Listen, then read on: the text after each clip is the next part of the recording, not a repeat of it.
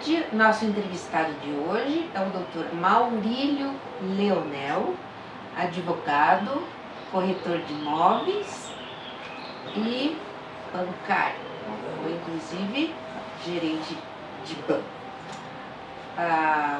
O tema que nós vamos trazer hoje aqui é um tema que ele domina, portanto, tudo que ele falar é de alta credibilidade. E é um tema que eu já abordei numa entrevista anterior e que eu gostaria de reforçar, porque eu creio que seja um sistema que merece a atenção de todos que são vivos, que têm bens e que vão morrer. Dr. Maurílio, boa tarde, muito obrigada por o senhor ter nos atendido, aceitado o nosso convite. E vai ser uma honra e um prazer poder entrevistá-lo num assunto que eu acho, de extrema importância e que é a holding familiar, a estrutura patrimonial familiar por meio da holding. O senhor aceita uma água? Sim, perfeito. Primeiramente, eu queria lhe cumprimentar pelo dia de hoje, que é o Dia Nacional do Corretor de Imóveis. Ao senhor e a todos os corretores de imóveis que eu conheço. Bem, entrando no assunto. Eu sou uma seguidora das suas lives. E esses dias eu ouvi uma frase que me marcou. Assim: quem não tem vida eterna não tem que ter bens. Qual é o grande problema de ter bens? Se a pessoa escolher aquele caminho usual de transmissão de bens, que é por testamento, ou pelo inventário, ou pela doação de bens, ou por seguro, que são as figuras que as pessoas normalmente ou comumente conhecem. Eu queria que o senhor me explicasse por que não seguir esse caminho e por que escolher a holding familiar, explicando o que é a holding familiar. Então, Cat, muito obrigado pela pergunta, né? E ela, na verdade, essa pergunta já é a palestra, né? ela já engloba tudo. Sim. Porque eu diria para a gente começar o seguinte: nós viemos de uma tradição portuguesa, né? E a tradição portuguesa começa lá, quando eles chegaram no Brasil, quando eles trouxeram. Qual foi a primeira atitude a nível de divisão de terras? Capitanias hereditárias. Por quê? Na cabeça dos portugueses, é o seguinte: lá funcionava assim, e funciona até hoje. Passar os bens dos pais para os filhos, para os netos, de uma forma natural e branda em termos legais, em termos de imposto. O nosso grande problema é que a gente fez um Frankenstein. Nós trouxemos a tradição portuguesa para cá e as leis de outros países.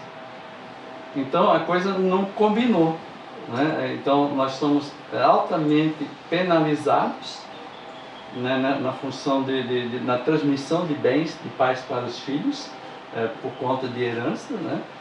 E enquanto que em outros países, de onde nós importamos essa legislação, esses outros países tinham uma outra cultura, outra tradição, e a tradição deles é: pessoa física não tem bens. Lá se tem a cultura de pessoa física pobre, empresa rica, né? E é comum, a gente assistiu em vários filmes hollywoodianos, pelo menos, em que está lá, vai acontecer uma briga de casal, viveu lá 20, 30 anos, no maior luxo, casas, carros, e de repente a esposa procura um advogado e diz: olha, a gente vai se separar, eu quero metade dos bens e tudo mais. Aí o advogado vai lá e constata para ela, você não tem nada. Mas como não tem? Eu vivi aí. Não, é que todos os bens estão no nome da empresa. Até o carro que eu uso, sim, até o carro que você usa. Então, eles têm uma cultura que, para a gente ver que já aparece em filmes antigos. Então, essa cultura ela é de longa data.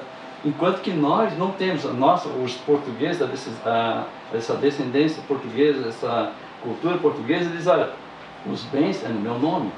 E nós temos isso. Quando a gente fez lá, 18 anos, o que a gente faz? Primeira coisa, dar entrada num lote de terra. Para ter uma posse no meu nome. Comprar meu primeiro carro no meu nome. Quero ostentar o recibo. Então, essa cultura que a gente tem é que a gente agora, com a penalização tão forte da tributação, é que a gente vem acordando, opa! Então, o sistema de holding é um sistema legal, é um sistema que não burla a lei e é um sistema que facilita a transmissão, porque ela não onera a transmissão com os impostos.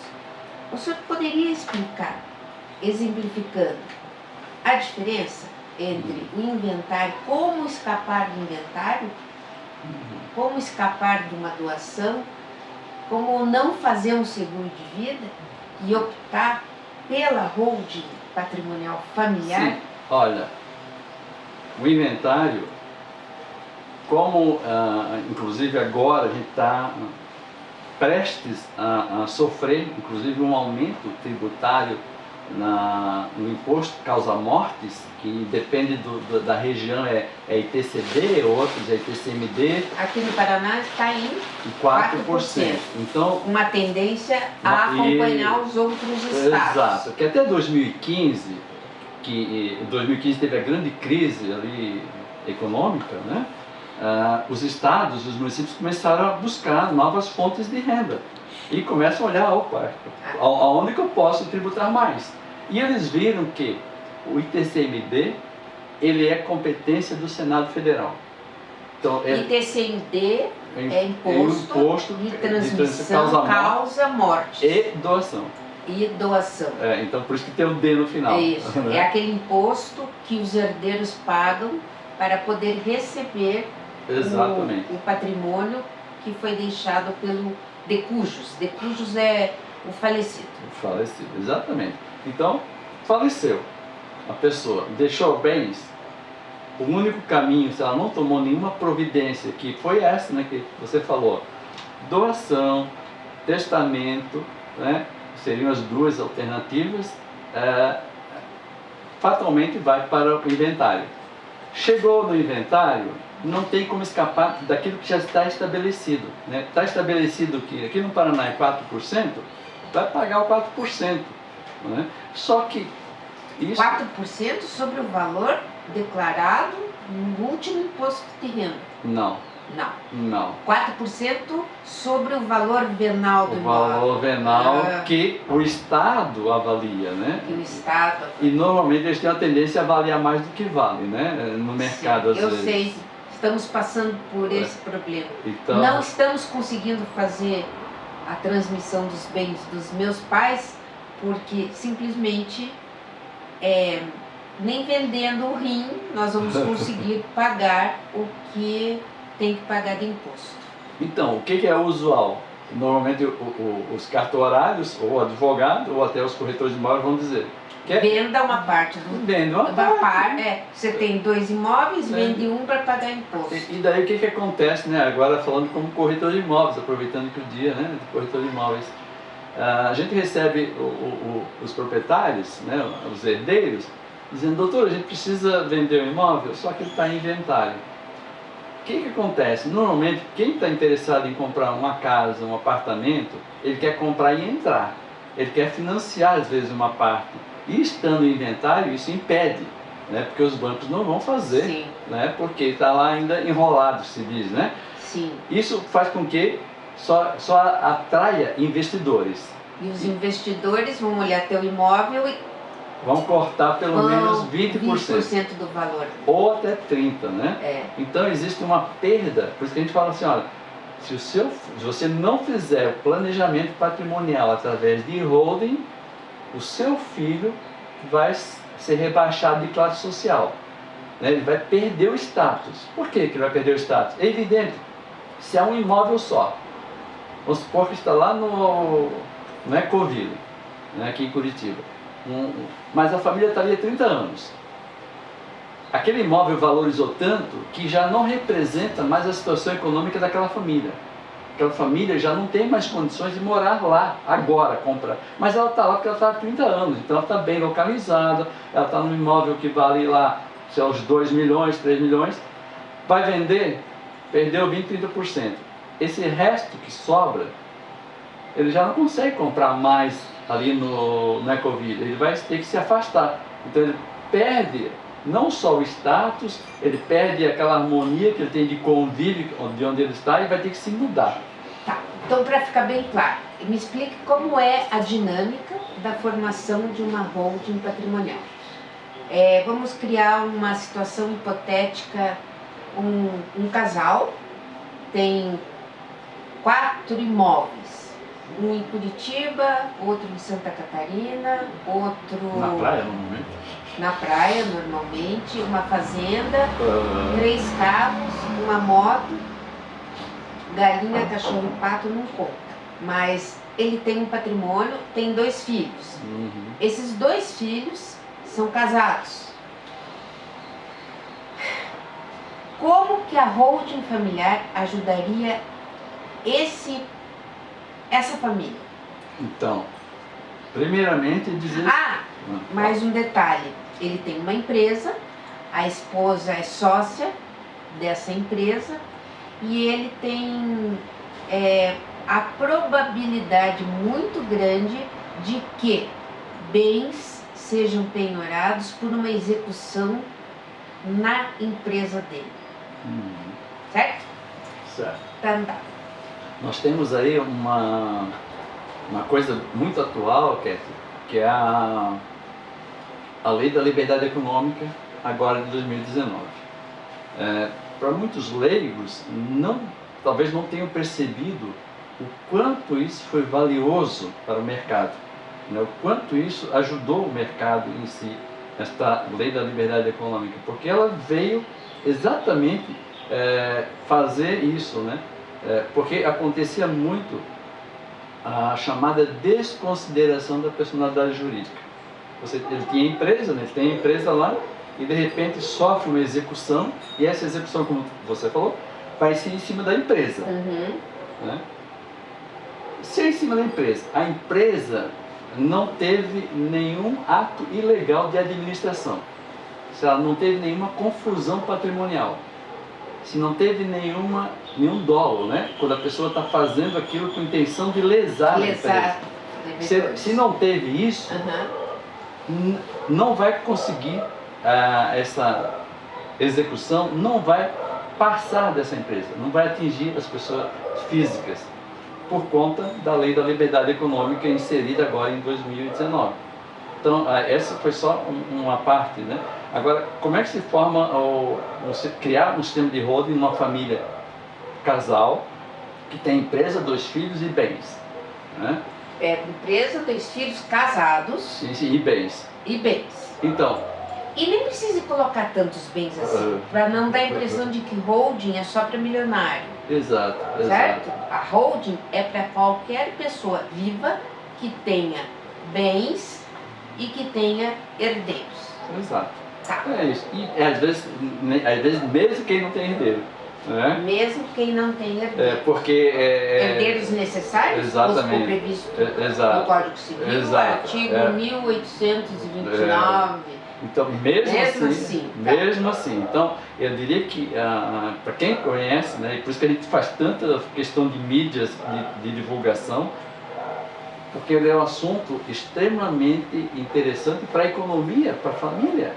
Então, olha só, criamos a holding lá, como é que a holding, a gente vai dizer, é um CNPJ? Pode ser, mas pode ser 10 CNPJs, pode ser 20. Pode ser 2. Holding é um sistema.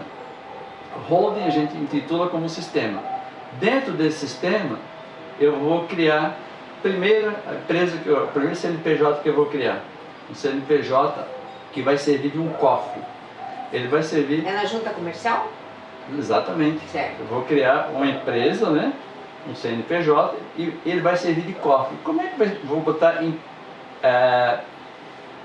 imóveis aqui dentro? Como é que eu vou botar carro aqui dentro? Como é que eu vou botar em uma outra empresa? Através do... Né, um cofre, como é que eu coloco lá dentro? Simplesmente transferindo a titularidade. Né? Um registro de imóveis é onde os imóveis estão lá registrados no nome da Cat, no nome do fulano. Na hora que você vai passar para uma empresa, você vai integralizar, né? Vai levar aquele bem imóvel para dentro da empresa. Então vai lá na junta comercial, através de um contrato social, não precisa da cartório de notas, né? Não precisa da escritura pública para transferir. Isso é muito interessante, Muito interessante. Né, que muita gente fala, olha, mas ele tem mais cartório. Não, não tem. Isso se resolve através do próprio contrato social. Tá. É caro fazer isso? Não. Em relação, comparando com o inventário, né, a gente tem muitas já feitas, né, em que alguns casos a despesa comparada com o que custaria o inventário, com esse custo de estabelecer a holding vai representar em torno de 20% do que gastaria com o inventário no futuro. Veja só. Então, às vezes até menos. Né? Então, para te ver que... Então, voltando ali só no que tu me pediu, após esses bens estarem dentro, né, do cofre, estão protegidos, a gente diz assim, organizamos, está organizado. Porém, tu falou que ele tem uma empresa. Esta empresa, a gente não traz para dentro do cofre. Aí tem gente que fala, puxa, mas eu pensei que era tudo para dentro da holding. Não, né? Essa holding, especialmente, quando a gente vai fazer ela unicamente para proteção dos bens e planejamento sucessório, né? Por quê? Então, botei os bens aqui. Agora eu vou organizá-lo de forma a, primeiro, manter o controle com quem doou, né? Poxa, se o casal é dono dos bens, nada mais justo do que eles administrem eternamente esses bens. Então, quem decide isso? Eles. A gente queria trocar a casa de praia agora por uma casa de campo. Não vai precisar pedir auxílio dos filhos, autorização dos filhos, porque eles são administradores eternos, né? Como se fosse antes da doação, antes dessa organização. A doação que o senhor diz é a transmissão para a holding. Isso, não, a integralização é a integralização para na a holding. Então agora eu vou fazer então só essa organização em termos de evitar o inventário. Então como é que eu vou evitar o inventário? Eu vou fazer uma doação das cotas desta empresa cofre para os filhos. Tá, então na criação da holding é como se já estivesse fazendo uma partilha. Não é exato. Não? Vai tanto para tanto? Porque eu criei, eu só botei lá dentro, né? Certo. Eu só botei lá dentro. Eu só vou fazer isso a posteriori, num próximo passo. Porque, como você falou, tem gente que não tem herdeiro nenhum nesse momento. E ele só quer organizar o patrimônio dele. Então ele cria a proteção coloque-se nessa empresa cofre que eu falei. Por quê? Primeiro é proteger esta pessoa, esse patrimônio dele, das próprias atividades dele. Porque ele pode... eu vou criar uma nova empresa. Ele criou uma nova empresa. Essa empresa, de repente, sofreu uma execução, sofreu um problema. E esse problema, de repente, veio espirrar na pessoa física. Vai chegar... Olha, ele é sócio de uma holding, né? Ele é sócio. Só que chega lá, ela está protegida. Tem umas barreiras, que são várias cláusulas. Então é uma proteção para ele enquanto vivo também. Por isso que não é só a planejamento sucessório. Exatamente, interessante. Primeiro essa organização, proteção, né, que a gente fala. Ele blinda o patrimônio. A gente não fala de blindagem, a gente fala de proteção. Eu sei, tá bom. E a gente diz assim, uma palavra que a gente usa muito é segregar risco. Certo. Deixa o risco, Aquela atividade comercial tem risco? Aliás, toda atividade comercial tem risco, né? Montou uma empresa, tem risco, porque se você passou alguém lá e você tinha alugado algum prédio, um escritório, e de repente caiu um vaso de flor na cabeça de alguém, a pessoa morreu, vai sofrer uma indenização que talvez acabe com a tua vida. Então, qualquer CNPJ que você monte, que vai negociar alguma coisa, sofre risco. Tá, eu vou fazer duas perguntas, uma vai ser sequência da outra, consequência da outra. Fez a integralização na holding, estabeleceu quem são os seus herdeiros. Os herdeiros necessários começam com os filhos, concorrendo com o cônjuge ou companheiro.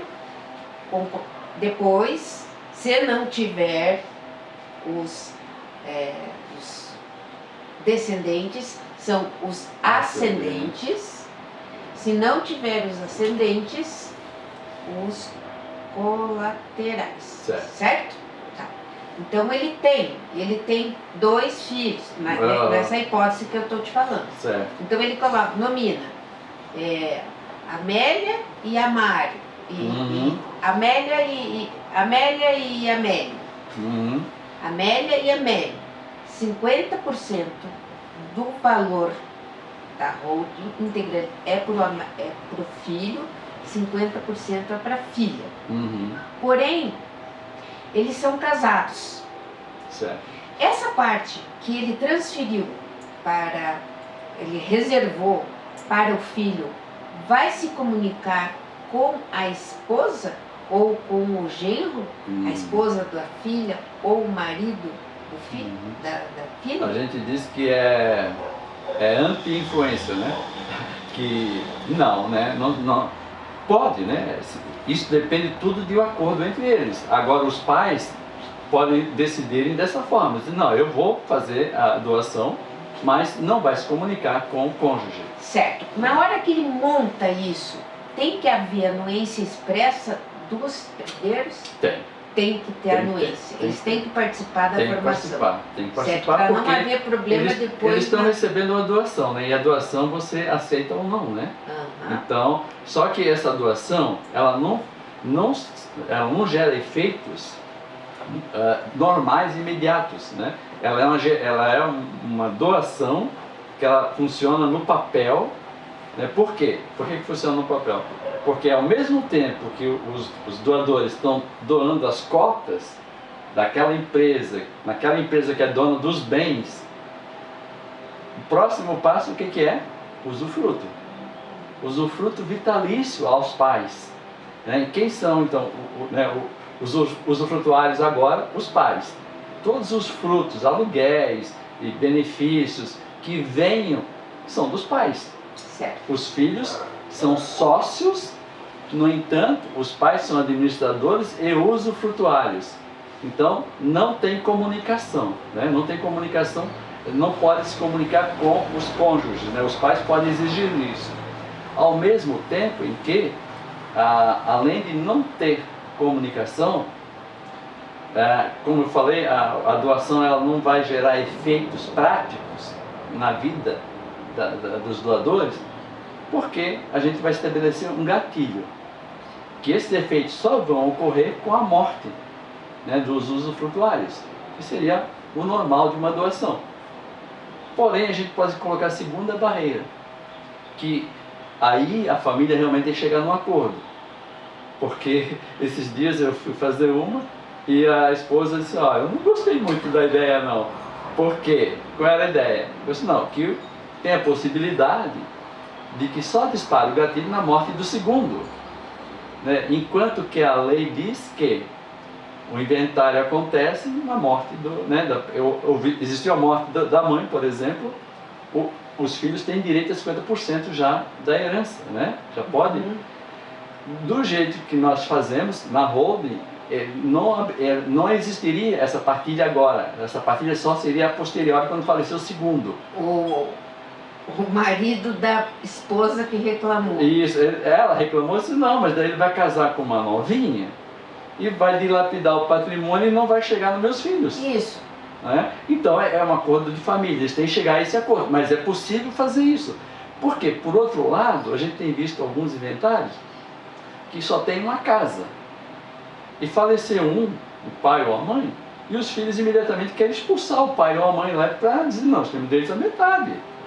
Certo. Né? Apesar de ter o direito à habitação, que a lei protege e tudo mais, mas se tiver um patrimônio a mais, já era, né? Tem uma casa de praia, não, então a casa de praia nós queremos. E é fácil de conseguir anuência, organizar uma... Não é que é fácil, o argumento legal é que é fácil, né? Porque já aconteceu de o filho dizer, tem lá 3 concordando e o quarto filho dizer, eu não concordo com isso. Né? Simplesmente os pais dizem, nós vamos fazer, né? Faz a partilha normal, né? A doação normal. Então lá, vamos supor que foi 4 filhos, 25% para cada um. Vai lá, 25% a Amélia e o José. E o João, que não concordou, fica de fora. Como é que os pais fazem? Esse 25% fica no nome dos pais. Não é doado. Né? Não é doado, fica no nome deles. Ele vai receber na forma tradicional. Ele vai ter que fazer o inventário daquela... Vai ter que arcar com os Só que o inventário vai ser de cotas. Porque os pais transformaram são em cotas. Ou uma pessoa, ela não tem bens imóveis. Todo o capital dela está investido no mercado de capitais. Uhum. Fundos de investimento imobiliário, RDB, ela não tem bens imóveis Uhum. Consolidados no imóvel. Sim, sim. Ela tem isso pode fazer parte do Perfeitamente. Perfeitamente. Porque assim, se tu imaginar que a pessoa tem uma poupança, né? Uma coisa mais simples, né? Que é comum, bem comum, né? A pessoa tem a sua poupança lá e de repente, né? Houve falecimento e os herdeiros vão buscar, nossa, precisa fazer inventário. Nossa, se precisa fazer inventário, cabe na holding, né? Então, o que a gente orienta, né, e busca, por isso que a gente fala assim, a gente começa sempre a holding por uma sessão de viabilidade, né, que a gente vai falar 1 hora, 2 horas, não vai falar, a gente vai ouvir, né? A gente vai instigar a pessoa a contar como é que é a história do patrimônio dela, e o que ela quer, qual é a pretensão dela, para quem ela quer deixar, né, os desejos, né? Os desejos e as necessidades.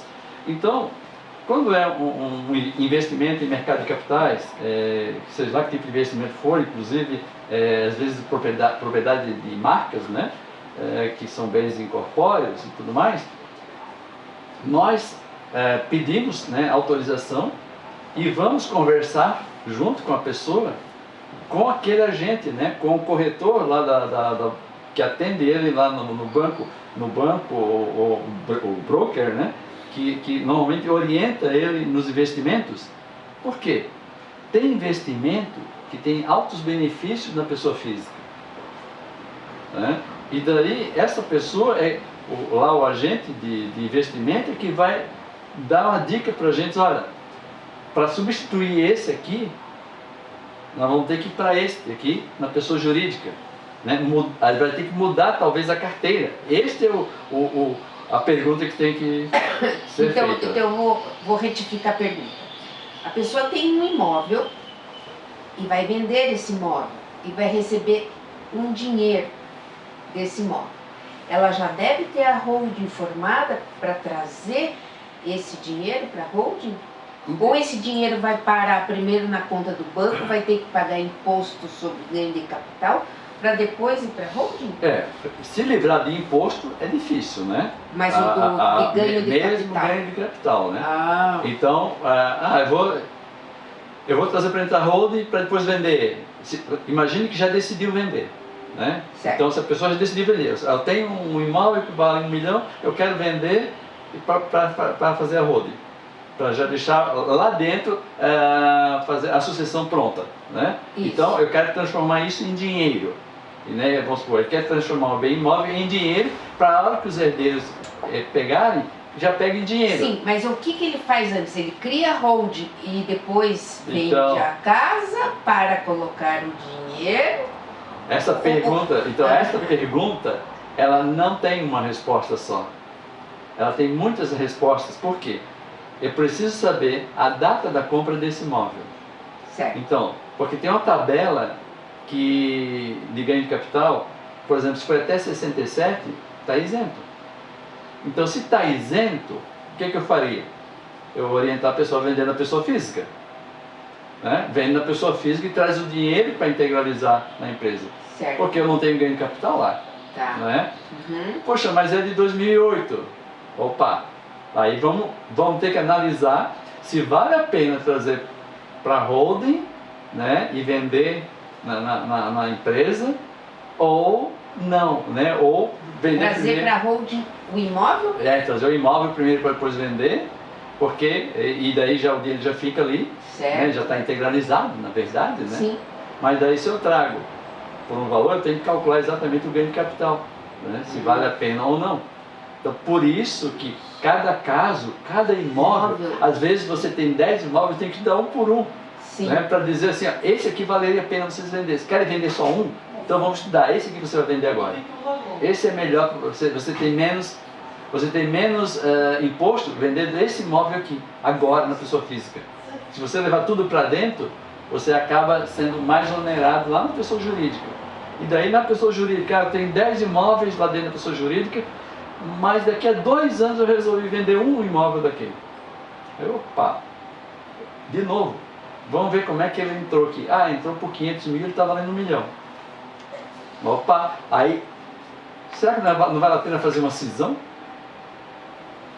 Cisão, eu abro uma nova empresa e levo esse imóvel para dentro, só aquele imóvel, e transformo aquela empresa numa empresa de compra e venda de imóveis. Ela vende, e aí vende a própria empresa. Ao invés da pessoa comprar o meu imóvel, ele compra uma empresa com imóvel lá dentro. Isso funciona tão facilmente na América, que eu tenho um amigo meu que viveu lá há um certo tempo, já está aqui em Curitiba de volta, e ele comprou um barco lá que ele queria dar a volta ao mundo. Quando ele comprou o barco, o cara não vendeu o barco para ele. O cara vendeu a empresa dona do barco. Porque a única coisa que tem daquela empresa era o barco. Ao invés de ir lá na Marina, transferir não sei aonde, em todos os órgãos, não precisou. Só mudou a titularidade lá, como se fosse a junta comercial. Tá. Eu acho que eu vou fazer uma última pergunta para concluir. Claro. A tendência do Estado do Paraná é fazer uma majoração de impostos, de alíquota de imposto, seguindo outros estados. Mais de 20 já passou de 20. Já passou de 20%? De 20 estados que já estão. E a alíquota está em torno 8, de 20%? Não, chega em 8. Hoje é 8. 8. Hoje é 8. 8%. Nós estamos em 4.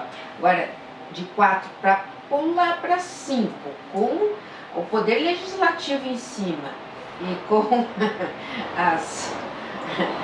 é muito rápido. É muito fácil. É muito rápido porque não precisa de autorização nenhuma, né? Mas... E outra coisa, eu creio que deva haver uma resistência muito grande do mercado com relação à proteção contra execução, porque o bem vai estar protegido contra penhora, contra execução. Uhum. Não está tendo uma grita desse segmento? Não, ao contrário, né?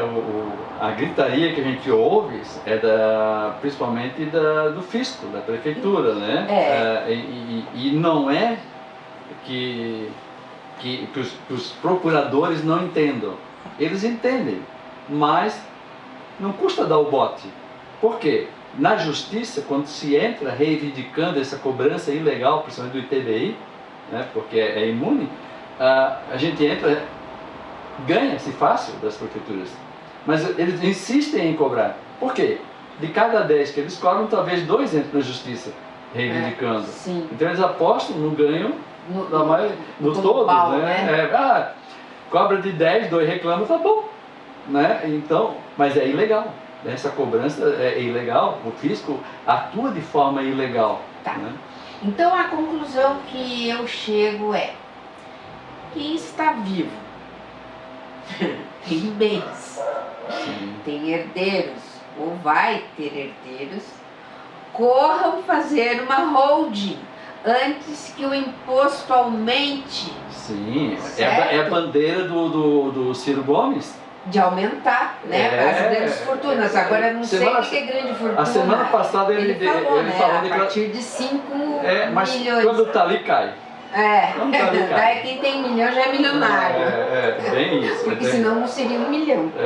Então, a sugestão, procure um advogado de confiança que tenha uma equipe treinada de como é que é? Eu esqueci a palavra. Especializado em planejamento patrimonial. Especializado em planejamento patrimonial. Contador é essa palavra sim, que contador. entenda de fisco, que entenda de... Nossa, uma pessoa que seja gabaritada para atender a tua necessidade. Eu vou fazer isso, eu só não sei quando, porque eu estou com um imóvel à venda. Eu aproveitei para perguntar, no meu caso específico, que o senhor criasse a holding antes ou depois. Sim. E eu disse que era a última pergunta, não era? Era a penúltima. Tem mais uma. Há vários tipos de holding. Por quê? Qual a modalidade de holding? Então, as modalidade de holding, na realidade, ela é para fins de estudo, né? De teórico.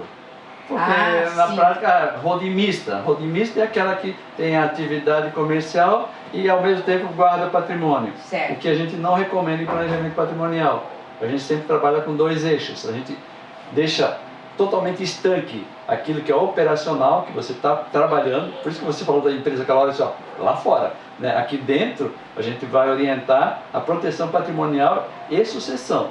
Vamos não blindar, mas proteger, segregar risco. Certo. Né? Eu falei que era a última pergunta, agora está faltando 20% da última pergunta. Há situações em que é inviável a holding? Já que vai passar por um crivo de um especialista sobre viabilidade? A viabilidade, ela visa o seguinte: identificar se a holding serve neste momento. Não é que ela não é viável para aquela pessoa, mas talvez naquele momento. Uma das situações que ela realmente não consegue, a gente não consegue transpor, é no caso de uma das pessoas estarem interditadas. Né? Às vezes o pai já está com Alzheimer, está interditado. Certo. Aí, porque por mais que tenha um curador, o juiz, quando dá essa curatela, não dá poderes de doação e mexer no patrimônio. Do curatelado. Exatamente. Certo. Então é uma das situações que são intransponíveis. Né? Exatamente. As demais praticamente todas são. Então, para finalizar, eu quero brindar com o senhor da sua simpatia, a sua disponibilidade de nos informar. Eu vou tentar do nosso jeito, né? E ficamos abertos para a próxima, né? Não vamos dizer que essa aqui encerra, né? Precisar de mais informações, a gente faz mais uma aí. Então tá bom, né? Divulgando muito bom. Sou sua seguidora nos seus canais, nas suas lives. Agradeço. As mídias sociais, né? O canal do YouTube, Instagram, a gente está sempre botando conteúdo lá. E são conteúdos realmente para chegar nas famílias. Né? Boa sorte. A nós. Sucesso. Sucesso.